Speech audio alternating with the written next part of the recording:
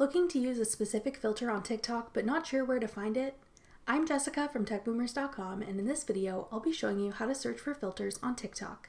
Now let's get started. To begin, open TikTok and tap the Discover icon with the magnifying glass. Then tap the search bar at the top. Type in the name of the filter you'd like to use. When the filter you're looking for comes up, tap it to see a page of videos that use that effect. To save it for later, tap Add to Favorites to make it easier to find. To use it right away, tap the Record button at the bottom of your screen that says Try this effect. To find filters you've saved to your favorites, tap the plus sign in the main TikTok menu. Tap the Effects button in the bottom left corner.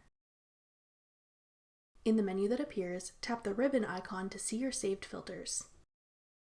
Once you've selected the filter you want to use, go ahead and record your TikTok. That's all it takes to search for TikTok filters. Thanks for watching. If you found this video helpful, we'd love it if you'd hit the thumbs up button below and subscribe to our channel.